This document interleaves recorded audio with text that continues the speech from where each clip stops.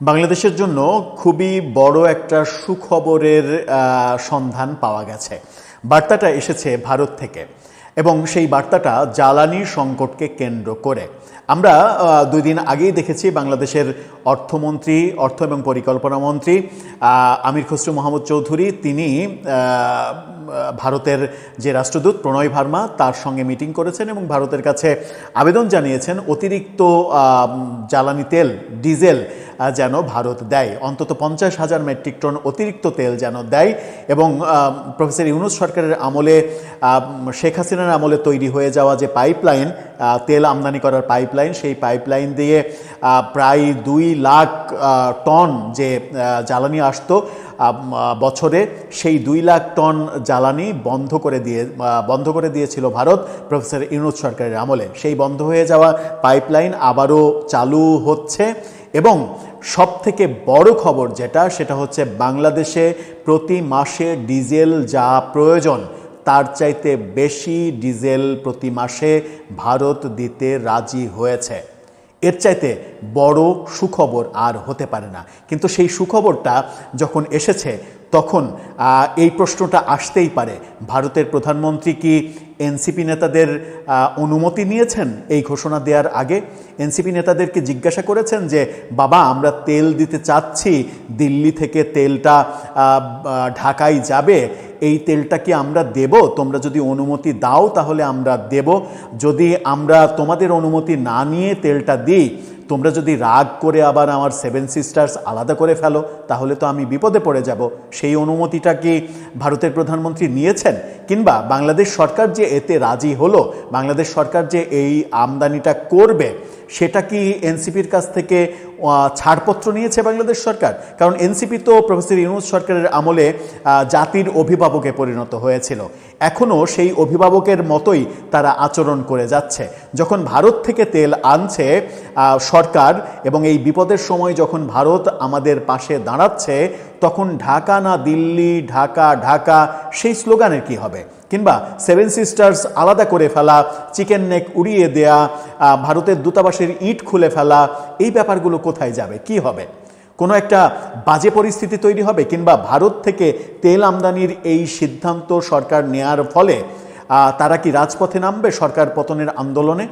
চলুন একটু আলোচনা করে দেখি সুখবরটা কি আসলো, এর ফলে সরকার বিরোধী আন্দোলন আবার দানা বেঁধে ওঠে কিনা, আবারও সেই একই অভিযোগ ওঠে কিনা যে ভারতের দাসত্ব করছে বিএনপি আওয়ামী লীগের মতোই। থাকবেন পলিটিক্স টিভির নিয়মিত আয়োজন। সরকার চমৎকার একটা সুরাহা বের করেছে। ভয়াবহ যে জ্বালানি সংকটের ব্যাপার আমরা দেখছিলাম, পাম্পে পাম্পে গেলে যে ভয়াবহ অবস্থা বিরাজ করছিল, এখন পর্যন্ত যে ভয়াবহ অবস্থা থেকে আমরা বেরিয়ে আসতে পারিনি, ঠিক সেই মুহূর্তে এরকম সুখবর যে ভারত থেকে প্রতি মাসে 15,000 টন জ্বালানি তেল আসবে। এর চাইতে ভালো খবর আর হতে পারে না। 71 টেলিভিশনের শিরোনামটা দেখে নিন। সেখানে বলা হচ্ছে যে জ্বালানি সংকট মোকাবেলায় প্রতি মাসে 15,000 টন তেল দেবে ভারত। দেশে চলমান জ্বালানি সংকট মোকাবেলায় প্রতি মাসে 15,000 টন জ্বালানি তেল দেওয়ার প্রতিশ্রুতি দিয়েছে ভারত। এরই মাঝে 2টি জাহাজে করে 30,000 টন ডিজেল দেশে এসে পৌঁছেছে। 30,000 টন অলরেডি চলে এসেছে। সচিবালয়ে বিদ্যুৎ, জ্বালানি এবং খনিজ সম্পদ প্রতিমন্ত্রী অনিন্দ্য ইসলাম অমিত এই তথ্য নিশ্চিত করেছেন। প্রতিমন্ত্রী জানান, বর্তমানে জ্বালানির বাজার নিয়ে কিছুটা অস্থিরতা থাকলেও এখনই তেলের দাম বাড়ানোর কোনো পরিকল্পনা নেই। বাংলাদেশের চীনের রাষ্ট্রদূতের সঙ্গেও তিনি জ্বালানির সংকট নিয়ে আলোচনা করেছেন। মধ্যপ্রাচ্যে যুদ্ধের যে প্রভাব, সেই প্রভাবকে কাটিয়ে ওঠার জন্য এই সিদ্ধান্ত নেওয়া হয়েছে। ভারত তাতে রাজি হয়েছে এবং 30,000 টন ডিজেল অলরেডি চলে এসেছে বন্দরে। এই যে খবরটা, এই খবর যখন তৈরি হলো,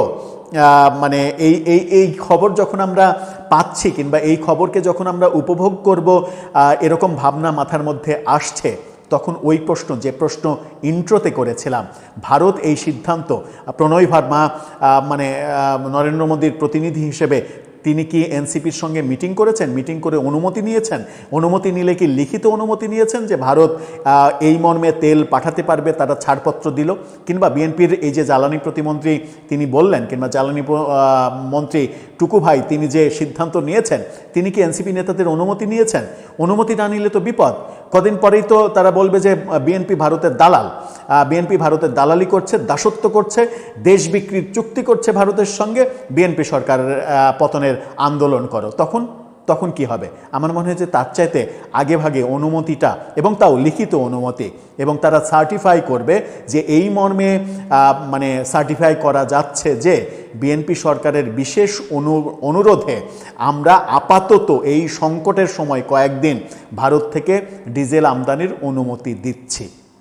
ব্যাপারটা মেটিকুলাস আপনার কাছে মনে হলেও ব্যাপারটা সেদিকে যেতে পারে। আপনি কবে না সুর শোনেন যে বিএনপি সরকারের বিরুদ্ধে এক শ্রেণীর মানে অতি উৎসাহী রাজনীতিবিদ তারা বলে বসছে যে বিএনপি ভারতের আওয়ামী লীগের দেখাদেখি বিএনপি ভারতের দাসত্ব করছে, ভারতের কাছে দেশকে বিক্রি করে দিয়েছে। দর্শক, আপনার মতামত জানিয়ে